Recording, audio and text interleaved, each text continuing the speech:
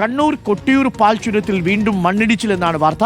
റോഡിൽ വീണ മണ്ണ് നീക്കം ചെയ്ത് ഗതാഗതം താൽക്കാലികമായി പുനഃസ്ഥാപിച്ചിട്ടുണ്ട്. അർജുൻ കല്യാടുണ്ട് കൂടുതൽ വിവരങ്ങളുമായി.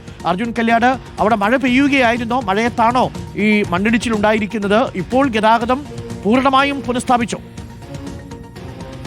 ഡോക്ടർ അരുൺകുമാർ, ഇന്ന് കണ്ണൂർ ജില്ലയിൽ യെല്ലോ അലേർട്ട് ആണ് ഉള്ളത്. അതുകൊണ്ട് തന്നെ ശക്തമായ മഴ ഇടവിട്ടിടവിട്ട് മലയോര മേഖലയിൽ ഉൾപ്പെടെ പെയ്യുന്നുണ്ടായിരുന്നു. കൊട്ടിയൂർ ഉൾപ്പെട്ട പാൽച്ചുരം വനമേഖലയിൽ ഉൾപ്പെടെ ശക്തമായ മഴയാണ് ഇന്ന് രാവിലെ മുതൽ തന്നെ പെയ്തിരുന്നത്.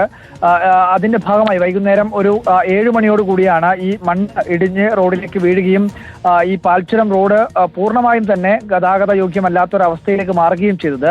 എന്നാൽ വളരെ പെട്ടെന്ന് തന്നെ അതിനാവശ്യമായിട്ടുള്ള ഈ റോഡ് ഗതാഗതം പുനഃസ്ഥാപിക്കാൻ ആവശ്യമായിട്ടുള്ള സംവിധാനം ജില്ലാ ഭരണകൂടത്തിന്റെയും അവിടെയുള്ള പ്രാദേശിക രാഷ്ട്രീയ നേതൃത്വവും ഒക്കെ ഇടപെട്ടുകൊണ്ട് പൂർത്തിയാക്കുകയും ചെയ്തു. ഇപ്പോൾ എന്തായാലും താൽക്കാലികമായി ഇതുവഴിയുള്ള ഗതാഗതം തുടരുന്നുണ്ട്. പക്ഷേ പൂർണ്ണ അർത്ഥത്തിൽ രാത്രികാലമായതുകൊണ്ട് തന്നെ പൂർണ്ണ അർത്ഥത്തിൽ അത്യാവശ്യ വാഹനങ്ങൾ മാത്രമേ ഇതുവഴി കടത്തിവിടുന്നുള്ളൂ.